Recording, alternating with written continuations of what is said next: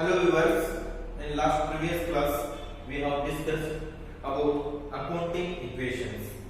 Accounting equations ಅನ್ನು ಯಾವ ತರ ನಾವು ಫಾರ್ಮುಲಾ ಯೂಸ್ ಮಾಡಿ ಕ್ಯಾಲ್ಕುಲೇಷನ್ ಮಾಡಬೇಕು, ಅದಕ್ಕೆ ಯಾವ ತರ ಫಾರ್ಮುಲಾಸ್ ಬರ್ತಾವ, ಅಸೆಟ್ಸ್ ಅಂದ್ರೆ ಏನು, then liabilities, what are the liabilities and what is the method of calculation of liabilities and what is the formula of calculation, then capital, what is capital, then we already discussed the formula for calculating capital in previous class. In today's class we are going to solve a problem on accounting equations by using these formulas. Okay, now accounting equations solve ಮಾಡಬೇಕಾಗಿದೆ. Solve ಮಾಡಲಿಕ್ಕೆ ನಿಮಗೆ 5 marks question ಕೇಳ್ತಿರ್ತಾನೆ, ಹಾಗಾಗಿ ಈ question ಒಂದ್ಸಲ ಬರ್ಕೋರಿ. Question ಒಳಗೆ total there are 6 transactions. These are called transactions. Started business with cash. ಇಲ್ಲಿ cash investment ಮಾಡಿ ಏನ್ ಮಾಡ್ತಾ ಇದ್ದಾರೆ, ಬಿಸಿನೆಸ್ ಸ್ಟಾರ್ಟ್ ಮಾಡ್ತಾ ಇದ್ದಾರೆ. That is called a transaction. Okay, these all 6 are transactions. We need to apply them in accounting equations and solve properly. Okay, second transaction is purchased furniture for cash rupees 20,000. Then purchased goods for cash rupees 10,000. Then purchased goods on credit rupees 10,000. Paid for rent rupees 1,000. Interest received rupees 5,000. We already know every transaction has two effects, debit and credit, and every transaction has affected by two accounts. ಎರಡು accounts ಒಳಗೆ ನಾವು every transactions ಅನ್ನು record ಮಾಡಬೇಕಾಗ್ತದೆ. ಯಾಕಂತ ಅಂತಂದ್ರೆ every transactions ಇಂದ two effects ಆಗ್ತಾವ. ಕೆಲವೊಂದ್ಸಲ ಗೋಸ್ ಔಟ್ ಆದ್ರೆ ಕೆಲವೊಂದ್ಸಲ ಕಮ್ಸ್ ಇನ್ ಆಗ್ತದೆ. ಅಂದ್ರೆ ಒಂದ್ ಸೈಡ್ ನಾವು ನೋಡ್ತಾ ಇದ್ರೆ ಅದು ಕಮ್ಸ್ ಇನ್ ಆಗ್ತದೆ, ಇನ್ನೊಂದ್ ಸೈಡ್ ನೋಡಿದ್ರೆ ಅದು ಗೋಸ್ ಔಟ್ ಆಗ್ತದೆ. ಫಾರ್ ಎಕ್ಸಾಂಪಲ್ ಪರ್ಚೇಸ್ಡ್ ಫರ್ನಿಚರ್, ಇಲ್ಲಿ ನೋಡ್ರಿ ಫರ್ನಿಚರ್ ಪರ್ಚೇಸ್ ಮಾಡ್ತಾ ಇದ್ದಾರಪ್ಪ ಅಂತಂದ್ರೆ ಬಿಸಿನೆಸ್ ಒಳಗ ಫರ್ನಿಚರ್ ಬರ್ತಾ ಇದೆ. ದೆನ್ ಆ ಪರ್ಚೇಸ್ ಫರ್ನಿಚರ್ ಮಾಡ್ಲಿಕ್ಕೆ ಕ್ಯಾಶ್ ಪೇಮೆಂಟ್ ಮಾಡ್ತಾ ಇದ್ರೆ ಕ್ಯಾಶ್ ಹೋಗ್ತಾ ಇದೆ. ಮೀನ್ಸ್ ಒಂದು ಐಟಮ್ ಬರ್ತಾ ಇದ್ರೆ ಇನ್ನೊಂದು ಐಟಮ್ ಹೋಗ್ತಾ ಇದೆ. That is called two effects. ಈ ಎಲ್ಲಾ ಟ್ರಾನ್ಸಾಕ್ಷನ್ಸ್ ಒಳಗೆ ಟೂ ಎಫೆಕ್ಟ್ಸ್ ಆಗ್ತಾವ. ಆ ಎಫೆಕ್ಟ್ಸ್ ಅನ್ನ ಯಾವ ತರ ನಾವು ಅಕೌಂಟಿಂಗ್ ಈಕ್ವೇಷನ್ ಒಳಗೆ ಅಪ್ಲೈ ಮಾಡ್ತೀವಿ ಅನ್ನೋದು ಈ ಪ್ರಾಬ್ಲಮ್ ಒಳಗೆ ನೋಡ್ತಾವ. Okay, please write the question then go through solution. First transaction is started business with cash rupees 1 lakh as capital. Business start ಮಾಡ್ತಾ ಇದ್ದಾರೆ, ಮಿಸ್ಟರ್ ಎಕ್ಸ್ ಮಿಸ್ಟರ್ ವೈ ಯಾರೋ ಒಬ್ಬರು ಬಿಸಿನೆಸ್ ಸ್ಟಾರ್ಟ್ ಮಾಡ್ತಾ ಇದ್ದಾರೆ. ಇನ್ವೆಸ್ಟ್ಮೆಂಟ್ ಎಷ್ಟು ಮಾಡ್ತಾ ಇದ್ದಾರೆ, rupees 1 lakh as capital. ಆ ಕ್ಯಾಪಿಟಲ್ ಅಂತ ಹೇಳಿ ಅಲ್ಲಿ ಇನ್ವೆಸ್ಟ್ಮೆಂಟ್ ಮಾಡ್ತಾ ಇದ್ದಾರೆ. ಹಾಗಾದ್ರೆ ಆ ಬಿಸಿನೆಸ್ ಒಳಗೆ ಇನ್ವೆಸ್ಟ್ಮೆಂಟ್ ಮಾಡದಂತಹ ಕ್ಯಾಶ್ ಬರ್ತಾ ಇದೆ ಅಥವಾ ಹೋಗ್ತಾ ಇದೆ ಅಂತ ಹೇಳಿ ನಾವು ನೋಡಬೇಕಾಗಿದೆ. ಅಕೌಂಟಿಂಗ್ ಈಕ್ವೇಷನ್ ಮಾಡಲಿಕ್ಕೆ ನಾವು 3 ಫಾರ್ಮುಲಾಸ್ ಯೂಸ್ ಮಾಡ್ತೇವೆ. Assets is equal to liabilities plus capital. Liabilities is equal to assets minus capital. Then capital is equal to assets minus liabilities. These are the 3 equations. ಹಾಗಾದ್ರೆ ನಾವು ಒಂದೇ ಈಕ್ವೇಷನ್ ಹಾಕಿ ಈ problem ಅನ್ನು solve ಮಾಡಬಹುದು. ಯಾವ ತರ solve ಮಾಡೋದು ಅಂತ ಹೇಳಿ ನೋಡ್ತಾ ಹೋಗೋಣ. Mr. X or anyone started business with cash rupees 1 lakh. 1 lakh investment amount is nothing but capital. ಯಾವ ಬ್ಯಾಲೆನ್ಸ್ ಯಾವ ಅಮೌಂಟ್ ನಾವು ಬಿಸಿನೆಸ್ ಸ್ಟಾರ್ಟ್ ಮಾಡುವಾಗ ಇನ್ವೆಸ್ಟ್ಮೆಂಟ್ ಮಾಡಿದ್ರು ಅಂತಹ ಕ್ಯಾಪಿಟಲ್ ಅಂತ ಅಮೌಂಟ್ ಅನ್ನು ನಾವು ಕ್ಯಾಪಿಟಲ್ ಅಂತ ಹೇಳ್ತೇವೆ. That is nothing but capital. Capital ಎಷ್ಟು ಆಗ್ತಾ ಇದೆ, 1 lakh rupees. ಹಾಗಾದ್ರೆ ಆ ಟ್ರಾನ್ಸಾಕ್ಷನ್ ಒಳಗೆ ಏನಾದ್ರು ಲಯಬಿಲಿಟೀಸ್ ಆಗ್ತಾ ಇದಾವೆ ನೋಡ್ರಿ. Liabilities are obligations of a business. ಒಂದು ಬಿಸಿನೆಸ್ ಮೇಲೆ ಇರುವಂತಹ ರೆಸ್ಪಾನ್ಸಿಬಿಲಿಟೀಸ್ ನಾವು liabilities ಅಂತ ಹೇಳ್ತೇವೆ. ಆ liabilities ಇಲ್ಲಿ ಆ ಟ್ರಾನ್ಸಾಕ್ಷನ್ ಒಳಗೆ ಕಾಣ್ತಾ ಇಲ್ಲ, ಸೊ ನೇಲ್. ಓಕೆ, ಎಷ್ಟು ಅಮೌಂಟ್ ಇಲ್ಲಿ ಕ್ಯಾಪಿಟಲ್ ಇನ್ವೆಸ್ಟ್ಮೆಂಟ್ ಮಾಡ್ತಾ ಇದ್ದಾರೋ in the form of cash. Cash is nothing but cash is also called asset. Cash is the form of asset. ಅದು ಕೂಡ ಒಂದು ಅಸೆಟ್ ಆಗಿರ್ತದೆ. ಸೊ ನಾವು ಎಷ್ಟು ಕ್ಯಾಪಿಟಲ್ ಇನ್ವೆಸ್ಟ್ಮೆಂಟ್ ಮಾಡಿರ್ತಾರೋ ಅದನ್ನ ಅಸೆಟ್ ಅಂತ ಹೇಳಿ ಕನ್ಸಿಡರ್ ಮಾಡ್ತಾರೆ. ಸೊ ರೈಟ್ ಇನ್ ಅಸೆಟ್ ಸೈಡ್. ನೋಡ್ರಿ, ಇವಾಗ ನಾವು ಪ್ರತಿ ಟ್ರಾನ್ಸಾಕ್ಷನ್ ಒಳಗೆ in every transaction we must balance these equation. Assets ಎಷ್ಟು ಇರ್ತದಲ್ಲ liability ಮತ್ತು capital ಸೇರಿದ್ರೆ ಅಷ್ಟೇ ವ್ಯಾಲ್ಯೂ ಆಗಿರುತ್ತೆ. ಓಕೆ, assets ಎಷ್ಟಿದೆ ನೋಡ್ರಿ rupees 1 lakh and liability plus capital is also 1 lakh. There should be balance between assets is equal to liabilities plus capital. Okay, then transaction number 2. ಇವಾಗ ನಮ್ಮ ಕಡೆ available balance ಎಷ್ಟಿದೆ 1 lakh rupees ಇದೆ. This is nothing but cash. You can write cash in the form of capital. Okay, capital in the form of cash. Then transaction number 2, purchase the furniture for cash rupees 20,000. ನಮ್ಮ ಕಡೆ 1 lakh rupees ಏನಿದೆ ಅಲ್ಲ ಅದರೊಳಗೆ ಏನು ಮಾಡ್ತಾ ಇದ್ದಾರೆ 20,000 rupees ಕೊಟ್ಟು furniture ತಗೊಳ್ತಾ ಇದ್ದಾರೆ. ಹಾಗಾದ್ರೆ ಈ 1 lakh rupees ಇದ್ದಿದ್ದು ಏನಾಗ್ತಾ ಇದೆ ಇಲ್ಲಿ ಕಡಿಮೆ ಆಗ್ತದೆ. 20,000 rupees ಅದರೊಳಗೆ ತೆಗಿತಾ ಇದ್ದಾರಪ್ಪ ಅಂತಂದ್ರೆ that will come to 80,000. Okay, ಅದರ ಮುಂದೆ ಏನು ಮಾಡ್ತಾ ಇದ್ದಾರೆ ಇಲ್ಲಿ furniture, buying furniture of rupees 20,000. so 20,000 rupees ಇಂದ ಏನು ಬರ್ತಾ ಇದೆ ಫರ್ನಿಚರ್ ಬರ್ತಾ ಇದೆ. ಹಾಗಾದ್ರೆ ನಮ್ಮ ಕಡೆ ರಿಮೈನಿಂಗ್ ಕ್ಯಾಶ್ ಎಷ್ಟು ಉಳಿತು ಕೌಂಟ್ ಮಾಡೋದಾದ್ರೆ 1 lakh rupees ಒಳಗೆ 20,000 ಪೇ ಮಾಡ್ತಾ ಇದ್ದಾರೆ. Remaining balance is 80,000. Okay, capital ಒಳಗೆ ಏನು ಚೇಂಜಸ್ ಆಗ್ತಾ ಇಲ್ಲ. ಕ್ಯಾಪಿಟಲ್ ಸ್ಟಾರ್ಟಿಂಗ್ ಒಳಗೆ ಎಷ್ಟು ಇತ್ತಲ್ಲ ಅಷ್ಟೇ ಕ್ಯಾಪಿಟಲ್ ಇದೆ. ಲಯಬಿಲಿಟೀಸ್ ನೋಡಿದೆ, ಲಯಬಿಲಿಟೀಸ್ ಏನಿಲ್ಲ. ಸೊ ಇವಾಗ ಕೂಡ ಬ್ಯಾಲೆನ್ಸ್ ಮಾಡಿ ನೋಡ್ರಿ. Equation must be tally 20 plus 80,000 1 lakh. ಯಾವ್ದ್ರ ಬಂದ್ರೆ these are furniture value. Furniture ಬರ್ತಾ ಇದೆ 20,000 rupees. Then this is available cash 1 lakh minus 20,000. 1 lakh minus 20,000 is 80,000. 20,000 ಯಾಕೆ ಮೈನಸ್ ಮಾಡ್ತಾ ಇದ್ರು ಅಂತಂದ್ರೆ ಈ 1 lakh ಒಳಗ 20,000 ಪೇ ಮಾಡಿ ಏನ್ ಮಾಡ್ತಾ ಇದ್ದಾರೆ ಫರ್ನಿಚರ್ ತರ್ತಾ ಇದ್ದಾರೆ. ಸೊ ಪೇ ಮಾಡಿದ್ರೆ ಕ್ಯಾಶ್ ಹೋಗ್ತದ, ಅದನ್ನ ಏನ್ ಮಾಡ್ಬೇಕ್ರಿ ಅವೈಲೇಬಲ್ ಕ್ಯಾಶ್ ಒಳಗ 20,000 ಹೋಗಿದ್ದನ್ನ ರಿಡ್ಯೂಸ್ ಮಾಡ್ರಿ, ಕಡಿಮೆ ಮಾಡ್ರಿ. You will get 80,000 as your cash balance. So 20,000 plus 80,000 is 1 lakh. Okay, ಎರಡು ಸೈಡ್ 1 lakh ಇದೆ, 10 lakh. Then number 3, purchase the goods for cash. Purchase goods for cash. ಇಲ್ಲಿ ಕೂಡ ಅಗೇನ್ 10,000 rupees ಕೊಟ್ಟು ಯಾವುದೋ ಒಂದು ಗೂಡ್ಸ್ ಪರ್ಚೇಸ್ ಮಾಡ್ತಾ ಇದ್ದಾರೆ. ಹಾಗಾದ್ರೆ ಗೂಡ್ಸ್ ಇಲ್ಲಿ ಏನಾಗ್ತಾ ಇದೆ ಬಿಸಿನೆಸ್ ಒಳಗೆ ಬರ್ತಾ ಇದೆ. ದೆನ್ ನಮ್ಮ ಕಡೆ ಫರ್ನಿಚರ್ ಇದೆ 20,000 rupees ಪ್ಲಸ್ ಅವೈಲೇಬಲ್ ಕ್ಯಾಶ್ ಎಷ್ಟಿದೆ ನೋಡಿ 80,000. ಆ 80,000 ಒಳಗೆ ಏನ್ ಮಾಡ್ತಾ ಇದ್ದಾರೆ 10,000 rupees ಕೊಟ್ಟು ಗೂಡ್ಸ್ ತರ್ತಾ ಇದ್ದಾರೆ. So 80,000 minus 10,000 is 70,000. Getting? These are furniture, this is cash, these are goods. Okay, these are goods. Goods 10,000 rupees ಏನಿದೆ ಈಗ ಪೇ ಮಾಡ್ತಾ ಇದ್ದಾರೆ. ಫರ್ನಿಚರ್ ಆಲ್ರೆಡಿ ಪೇ ಮಾಡಿದ್ದಾರೆ. ದೆನ್ ಅವೈಲೇಬಲ್ ಕ್ಯಾಶ್ 80,000 ಒಳಗೆ ಗೂಡ್ಸ್ ಗೆ ಪೇ ಮಾಡಿ you will remain 70,000 as your cash. Okay, no effect to liabilities. Then no effect to capital. Capital ಎಷ್ಟಿದೆ ಅಷ್ಟೇ ಇರ್ತಾ ಇದೆ. ಓಕೆ, ಕ್ಯಾಪಿಟಲ್ ಗೆ ಯಾವಾಗ ಎಫೆಕ್ಟ್ ಆಗ್ತದೆ ಅಂತ ಹೇಳಿ ಲಾಸ್ಟ್ ಕ್ಲಾಸ್ ಒಳಗೆ ನಿಮಗೆ ರೂಲ್ಸ್ ಹೇಳಿದ್ದೇನೆ. Rules of accounting equation. ಅದನ್ನ ಒಂದ್ಸಲ ಯಾರಾದ್ರೂ ವಿಡಿಯೋ ಇನ್ನೂವರೆಗೂ ನೋಡಿಲ್ಲಪ್ಪ ಅಂತಂದ್ರೆ ಫಸ್ಟ್ ಆ ವಿಡಿಯೋ ನೋಡ್ರಿ, then come to this video. Okay, next transaction number 4. Transaction number 4 says that goods purchased on credit. Credit means here, credit means ಇಲ್ಲಿ ಉದ್ರಿ ಅಂತ ಹೇಳುತ್ತೆ. ಓಕೆ, ಇವಾಗ ಗೂಡ್ಸ್ ಪರ್ಚೇಸ್ ಮಾಡ್ತಾ ಇದ್ದಾರೆ ಬಟ್ ಕ್ಯಾಶ್ ಕೊಡ್ತಾ ಇಲ್ಲ, ಉದ್ರಿ ಬೇಸ್ ಮೇಲೆ ತಗೊಂಡು ಬರ್ತಾ ಇದ್ದಾರೆ. That is called credit base. ಒಂದು ಟ್ರಾನ್ಸಾಕ್ಷನ್ 2 ಟೈಪ್ಸ್ ಟ್ರಾನ್ಸಾಕ್ಷನ್ ಆಗ್ತಾವ, ಕ್ಯಾಶ್ ಬೇಸ್, ಇನ್ನೊಂದು ಕ್ರೆಡಿಟ್ ಬೇಸ್ ಅಂತ ಹೇಳಿ. ಕ್ಯಾಶ್ ಕೊಟ್ಟು ನಾವು ಟ್ರಾನ್ಸಾಕ್ಷನ್ ಮಾಡ್ತಾ ಇದ್ದೇವೆ ಅಂತಂದ್ರೆ that is called cash transaction. If we are buying on the basis of credit, then it is called credit transaction or credit based transaction. ಇವಾಗ ಇಲ್ಲಿ ಉದ್ರಿ ಬೇಸ್ ಮೇಲೆ ಯಾವುದೋ ಒಂದು ಗೂಡ್ಸ್ ಪರ್ಚೇಸ್ ಮಾಡ್ತಾ ಇದ್ದಾರೆ, ಅಲ್ಲಿ ಕ್ಯಾಶ್ ಕೊಡ್ತಾ ಇಲ್ಲ.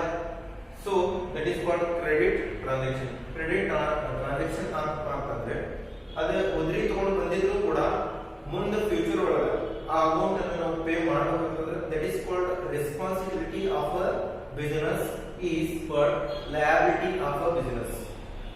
ನಾವೇನು ಉದ್ರಿ ಮೇಲೆ ತಗೊಂಡು ಬಂದಿದ್ದೀವಲ್ಲ ಅದು ಮುಂದೊಂದು ದಿನ ಕೊಡಬೇಕಾಗಿದೆ. That is what responsibility on business. ಏನು ರೆಸ್ಪಾನ್ಸಿಬಿಲಿಟಿ ಆನ್ ಬಿಸಿನೆಸ್ ಇರ್ತದಲ್ಲ ದಟ್ ಈಸ್ ವಾಟ್ ಲಯಬಿಲಿಟಿ. ಅದೇ ನಮ್ಮ ಬಿಸಿನೆಸ್ ಒಳಗೆ ಹೊಣೆಗಾರಿಕೆ ಆಗಿರ್ತದೆ ಲಯಬಿಲಿಟಿ ಅಂತ ಹೇಳಿ ಹೇಳ್ತೇವೆ. ಅಂದ್ರೆ ಬಿಸಿನೆಸ್ ಏನಾದರೂ ಉದ್ರಿ ಮೇಲೆ ಬಿಸಿನೆಸ್ ಏನಾದರೂ ಲೋನ್ಸ್ ಇನ್ನೊಬ್ಬರ ಕಡೆಯಿಂದ ತಗೊಂಡಿದ್ದಿದ್ರೆ ಅದನ್ನ ಮುಂದೊಂದು ದಿನ ಕೊಡಬೇಕಾಗಿದೆ. That is called liabilities. Okay, ಹಾಗಾದ್ರೆ ಇಲ್ಲಿ ಲಯಬಿಲಿಟಿ ನಿಮ್ಗೆ ಆಗ್ತಾ ಇದೆ. ಆ ಲಯಬಿಲಿಟೀಸ್ ಇಂದ ಎಫೆಕ್ಟ್ ಯಾವ ತರ ಆಗ್ತದೆ ನೋಡಿ. ಫಸ್ಟ್ ಗೂಡ್ಸ್ ಅಂತೂ ಬರ್ತಾ ಇದಾವ, ಅದರ ವ್ಯಾಲ್ಯೂ ಇಲ್ಲಿ ಪ್ಲಸ್ ಆಗ್ತದೆ. 10,000 rupees ಗೂಡ್ಸ್ ಬರ್ತಾ ಇದಾವ. Then already we have 10,000 rupees goods on previous transaction ಇದು ಎಲ್ಲ ಪ್ಲಸ್ ಮಾಡ್ಕೊಂತ ಬರಬೇಕು. ದೆನ್ 20,000 rupees ಇಂದ ಫರ್ನಿಚರ್ ಇದೆ. ಪ್ಲಸ್ ನಮ್ಮ ಕಡೆ ಅವೈಲೇಬಲ್ ಕ್ಯಾಶ್ ಗೆ ಯಾವ ತರ ಎಫೆಕ್ಟ್ ಆಗ್ತದೆ ನೋಡಿ. Credit transaction, this is cash transaction on goods. ಇವಾಗ this transaction is based on credit system. ಇವಾಗ ಇಲ್ಲಿ ಕ್ರೆಡಿಟ್ ಬೇಸ್ ಮೇಲೆ ಗೂಡ್ಸ್ ಪರ್ಚೇಸ್ ಮಾಡ್ತಾ ಇದ್ದಾರೆ. ಅಂದ್ರೆ ಕ್ಯಾಶ್ ಪೇಮೆಂಟ್ ಮಾಡ್ತಾ ಇಲ್ಲ. ಕ್ಯಾಶ್ ಪೇಮೆಂಟ್ ಮಾಡಲಿಲ್ಲಪ್ಪ ಅಂತಂದ್ರೆ ನಮ್ದು ಕ್ಯಾಶ್ ರೆಡ್ಯೂಸ್ ಆಗೋದಿಲ್ಲ ಅಥವಾ ಇನ್ಕ್ರೀಸ್ ಹೋಗಂಗಿಲ್ಲ. ಯಾಕಪ್ಪ ಅಂತಂದ್ರೆ ಕ್ಯಾಶ್ ನಾವು ಪೇ ಮಾಡ್ತಾ ಇಲ್ಲ ಅಂತಂದ್ರೆ ಕ್ಯಾಶ್ ಹೋಗ್ತಾ ಇಲ್ಲ. So remain cash is as it is 70,000. ಯಾಕೆ 70,000 ರೀ? ಇಲ್ಲಿ ಕ್ಯಾಶ್ ಏನು ಎಫೆಕ್ಟ್ ಆಗ್ತಾ ಇಲ್ಲ. Because we are not paying cash for that transaction. Okay, 70,000. But ಏನಾಗ್ತದೆ, ಆ ಟ್ರಾನ್ಸಾಕ್ಷನ್ ಆದ ನಂತರ ಕ್ರೆಡಿಟ್ ಟ್ರಾನ್ಸಾಕ್ಷನ್ ಆದ್ಮೇಲೆ ಆ ಬಿಸಿನೆಸ್ ಒಳಗಿರುವಂತಹ ಲಯಬಿಲಿಟಿ ಇನ್ಕ್ರೀಸ್ ಆಗ್ತದೆ. ಬಿಕಾಸ್ ಈ 10,000 ಏನಿದೆಯಲ್ಲ ಇದು ಕ್ರೆಡಿಟ್ ಬೇಸ್ ಮೇಲೆ ತಗೊಂಡು ಬಂದಿದ್ದೇವೆ. ಯಾವುದೋ ಕ್ರೆಡಿಟ್ ಬೇಸ್ ಮೇಲೆ ಟ್ರಾನ್ಸಾಕ್ಷನ್ ಆಗಲಿ ಅದು ಲಯಬಿಲಿಟಿಯನ್ನ ಕ್ರಿಯೇಟ್ ಮಾಡ್ತದೆ. How much? 10,000 rupees goods purchased on credit is nothing but liability for that business. Okay, rupees 1 lakh is capital. ಇವಾಗ ಟ್ಯಾಲಿ ಮಾಡಿ ನೋಡ್ರಿ. 10, 20, 40, 1 lakh 10,000. 10 plus 1 lakh 10,000. Both set coming 1 lakh 10,000 is nothing but transaction ಏನ್ effect ಆಗ್ತಾ ಇಲ್ಲ. ಇಲ್ಲಿ cash ಏನು effect ಆಗಿಲ್ಲ, but liability is increasing. Okay, then come to next transaction. ಏನಾದರೂ ತಿಳಿದಿಲ್ಲಪ್ಪ ಅಂತಂದ್ರೆ ವಿಡಿಯೋ ಪಾಸ್ ಮಾಡಿ ಇನ್ನೊಂದ್ಸಲ ಬ್ಯಾಕ್ ತಗೊಂಡು ಮತ್ತೆ ಇನ್ನೊಂದ್ಸಲ ನೋಡಬಹುದು. Okay, next transaction is paid for rent rupees 1,000. Rent pay ಮಾಡ್ತಾ ಇದ್ದಾರೆ. Rent is nothing but it is the expense for a business. ಇದು ಒಂದು ಖರ್ಚು, ಇದು ಒಂದು ಲಯಬಿಲಿಟಿ ಅಲ್ಲ, ಇದು ಒಂದು ಖರ್ಚು ಆಗ್ತಾ ಇದೆ. ಅಂತಂದ್ರೆ ಮಂತ್ಲಿ ರೆಂಟ್ ಪೇ ಮಾಡ್ತಾ ಇದ್ದೇವೆ ನಾವು. ಮಂತ್ಲಿ ಅಥವಾ ರೆಗ್ಯುಲರ್ಲಿ ಏನ್ ಎಕ್ಸ್ಪೆಂಡಿಚರ್ಸ್ ನಾವು ಪೇ ಅಮೌಂಟ್ ಏನ್ ಇನ್ಕರ್ ಮಾಡ್ತೇವಲ್ಲ that is what expenses. This is expenses, ಖರ್ಚು ಅಂತ ಹೇಳಿ ಹೇಳ್ತೇವೆ. ಓಕೆ, ಎಷ್ಟು ಪೇ ಮಾಡ್ತಾ ಇದ್ದಾರೆ ಇಲ್ಲಿ? 1,000 rupees ಪೇ ಮಾಡ್ತಾ ಇದ್ದಾರೆ. Any expenses incurred in a business affected to capital of that business. ನಾನು ಲಾಸ್ಟ್ ರೂಲ್ಸ್ ಹೇಳುವಾಗ ಹೇಳಿದ್ದೇನೆ, ಏನಾದರೂ ಆ ಬಿಸಿನೆಸ್ ಒಳಗೆ ಎಕ್ಸ್ಪೆನ್ಸಸ್ ಆಗ್ತಾ ಇದೆಯಪ್ಪ ಅಂತಂದ್ರೆ ಆ ಕ್ಯಾಪಿಟಲ್ ಒಳಗೆ ರಿಡ್ಯೂಸ್ ಮಾಡಬೇಕಾಗ್ತದೆ. ಆ ಬಿಸಿನೆಸ್ ಒಳಗೆ ಏನಾದರೂ ಇನ್ಕಮ್ ಆಗ್ತಾ ಇದೆಯಪ್ಪ ಅಂತಂದ್ರೆ capital of that business should be added. ಆ ಕ್ಯಾಪಿಟಲ್ ಒಳಗೆ ಇನ್ಕಮ್ ಅನ್ನ ಆಡ್ ಮಾಡಬೇಕಾಗ್ತದೆ. ಓಕೆ, ಎಕ್ಸ್ಪೆನ್ಸಸ್ ಆದ್ರೆ ಲೆಸ್ ಮಾಡ್ರಿ, ಇನ್ಕಮ್ಸ್ ಆದ್ರೆ ಆಡ್ ಮಾಡ್ರಿ. Now it is expenses ಆಗ್ತಾ ಇದೆ. ಅದರ ಎಫೆಕ್ಟ್ ಯಾವ ತರ ಆಗ್ತದೆ ನೋಡಂತೆ. ಫಸ್ಟ್ ಹಿಯರ್ ಎಕ್ಸ್ಪೆನ್ಸ್ ಆದ್ರೆ ಯಾವ ತರ ಮಾಡ್ತೀವಿ ನೋಡ್ರಿ. ದೀಸ್ ಆರ್, ಇದನ್ನ ಫಸ್ಟ್ ಬರ್ಕೋರಿ. ಓಕೆ, 10,000 ಗೂಡ್ಸ್ ಆಲ್ರೆಡಿ ಇದೆ. ಇವಾಗ ನೋಡ್ರಿ ಎಕ್ಸ್ಪೆನ್ಸ್ ಆಗ್ತಾ ಇದೆ. ಈ ತರ ಟ್ರೀಟ್ಮೆಂಟ್ ಆಗೋದಿಲ್ಲ. ಗೂಡ್ಸ್ 10,000 ಪರ್ಚೇಸ್ ಮಾಡ್ತಾ ಇದ್ದಾರೆ. ಇದು ಕೂಡ goods 10,000 rupees, same as it is plus 20,000 into furniture ಇದೆ, same as it is. And available cash ಎಷ್ಟಿದೆ ರೀ? on last transaction 70,000 rupees ಇತ್ತಲ್ಲ, ಇವಾಗ ಏನಾಗ್ತಾ ಇದೆ 1,000 rupees ಪೇ ಮಾಡ್ತಾ ಇದ್ದಾರೆ. ಫಾರ್ವರ್ಡ್ ಫಾರ್ ರೆಂಟ್ ಗಾಗಿ ಕ್ಯಾಶ್ ಪೇ ಮಾಡ್ತಾ ಇದ್ದಾರೆ. ಎಷ್ಟು ಪೇ ಮಾಡ್ತಾ ಇದ್ದಾರೆ? 1,000 rupees. So 70,000 ಒಳಗೆ 1,000 rupees ಪೇ ಮಾಡ್ರಿ. You will remaining 69,000 rupees. ಎಷ್ಟು ಉಳಿತದ ಇವಾಗ? 69,000 rupees ಉಳಿತಾ ಇದೆ. ಯಾಕಪ್ಪ ಅಂತಂದ್ರೆ 70,000 ಒಳಗೆ 1,000 ಏನ್ ಮಾಡ್ತಾ ಇದ್ದಾರೆ? ರೆಂಟ್ ಪೇ ಮಾಡ್ತಾ ಇದ್ದಾರೆ. So we need to deduct that amount. Now liability ಏನು ಎಫೆಕ್ಟ್ ಆಗ್ತಾ ಇಲ್ಲ 10,000 rupees. ಇದು ಎಲ್ಲಿವರೆಗೂ ನಾವು ಪೇ ಮಾಡಿಲ್ಲ ಅಲ್ಲಿವರೆಗೂ ತೋರಿಸ್ಕೊಂತಾನೆ ಹೋಗಬೇಕಾಗ್ತದೆ. ಓಕೆ, ದೆನ್ ಪ್ಲಸ್ ಕ್ಯಾಪಿಟಲ್ ಹೇಳ್ತಾ ಇದ್ದೇವೆ, if any expenses comes on any problem that should be deducted from that capital. ಆ ಕ್ಯಾಪಿಟಲ್ ಮೇಲೆ ಏನಾದರೂ ಎಕ್ಸ್ಪೆನ್ಸಸ್ ಕೊಟ್ಟಿದ್ರೆ, ಕ್ವಶನ್ ಒಳಗೆ ಏನಾದರೂ ಎಕ್ಸ್ಪೆನ್ಸಸ್ ಬಂದಿದ್ರೆ ಕ್ಯಾಪಿಟಲ್ ಎಫೆಕ್ಟ್ ಆಗ್ತದೆ. ಯಾವ ತರ ಎಫೆಕ್ಟ್ ಆಗ್ತದೆ? ನೆಗೆಟಿವ್ ಎಫೆಕ್ಟ್ ಆಗ್ತದೆ. ಅಂತಂದ್ರೆ ಕ್ಯಾಪಿಟಲ್ ಎಷ್ಟು ಇರ್ತದಲ್ಲ ಅದರೊಳಗೆ 1,000 rupees ಖರ್ಚು ಮಾಡ್ತಾ ಇದ್ದಾರೆ. ಆ ಕ್ಯಾಪಿಟಲ್ ಒಳಗೆ ಯಾವಾಗಾದ್ರೂ ನಾವು ಎಕ್ಸ್ಪೆನ್ಸಸ್ ಬಂದ್ರೆ ಲೆಸ್ ಮಾಡಬೇಕಾಗ್ತದೆ. So 1 lakh minus 1,000 is 99,000. Okay, ಇವಾಗ ಟ್ಯಾಲಿ ಮಾಡೋದ್ರೆ will get both sides same amount. 10 plus 10 20 40 plus 69 1,09,000. Then 10,000 plus 99,000 1,09,000. Both sides is same. Okay. Next transaction is interest received rupees 5,000. Interest received ಅಂತಂದ್ರೆ ಏನೋ loan ಕೊಟ್ಟಿದ್ದಾರೆ company ಕಡೆಯಿಂದ, ಇನ್ನೊಬ್ಬರಿಗೆ ಏನೋ loan ಕೊಟ್ಟಿದ್ದಾರೆ, ಅಥವಾ ಕಂಪನಿ ಬ್ಯಾಂಕ್ ಒಳಗೆ ಏನೋ ಡಿಪಾಸಿಟ್ ಇಟ್ಟಿದೆ, ಅದರ ಮೇಲೆ ಲೋನ್ ಇಂಟ್ರೆಸ್ಟ್ ಬರ್ತಾ ಇದೆ. Interest receiving in the form of cash rupees 5,000. Company ಏನೋ ರಿಸೀವ್ ಮಾಡ್ತಾ ಇದೆಪ್ಪ ಅಂತಂದ್ರೆ, in the form of cash ಏನೋ ರಿಸೀವ್ ಮಾಡ್ತಾ ಇದೆಪ್ಪ ಅಂತಂದ್ರೆ that is nothing but income. For that company. If company paying for something, it is called expenses. If company is receiving by something, it is called income. Okay, income ಆಗ್ತಾ ಇದೆ. Income ಆದ್ರೆ ಅಥವಾ expenses ಆದ್ರೆ ಆ transaction capital effect ಆಗ್ತಾ ಇದೆ ಅಂತ ಹೇಳಿ ನಾವು ನೋಡ್ತಾ ಇದ್ದೀವಿ. ಯಾವ ತರ ಎಫೆಕ್ಟ್ ಆಗ್ತಾ ಇದೆ?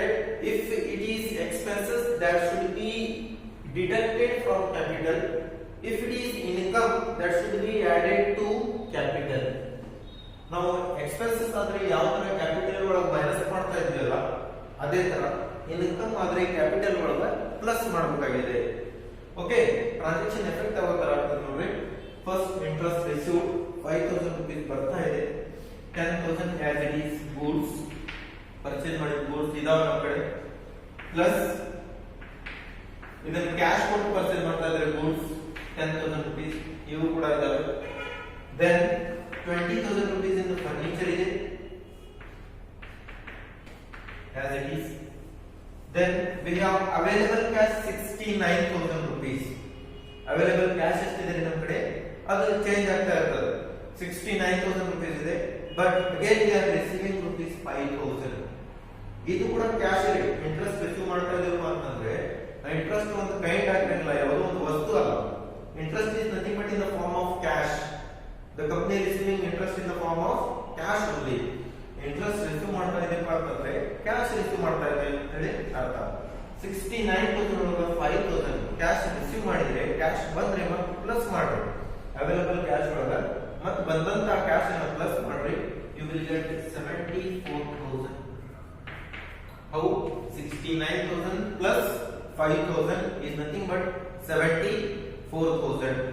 Okay, next, no effect to liabilities plus effect to capital. Capital ಯಾವ ತರ ಎಫೆಕ್ಟ್ ಆಗ್ತದೆ? ಇನ್ಕಮ್ ಬಂದ್ರೆ ಕ್ಯಾಪಿಟಲ್ ಗೆ ಪ್ಲಸ್ ಮಾಡಿ ಆಡ್ ಮಾಡಿ. 99,000 plus 5,000 1,04,000. 1,04,000. Again you can make total. You should get both side tally amount. 10 20 40 plus 74 is 1,04,000. Sorry, 1,14,000. Then here 10,000 plus 1,04,000 is 1,14,000. Okay, this is the problem solving method. ನೀವು ಈ ತರ ಕೂಡ ಮಾಡಿ full ಬರ್ಕೊಂಡು ಈ ತರ ಸೊಲ್ಯೂಷನ್ ಮಾಡ್ತಾ ಹೋಗ್ಬೋದು. ಓಕೆ, ನೆಕ್ಸ್ಟ್ ಕ್ವೆಶ್ಚನ್ ನೋಡ್ತಾ ಹೋಗೋಣ ನೆಕ್ಸ್ಟ್ ಕ್ಲಾಸ್.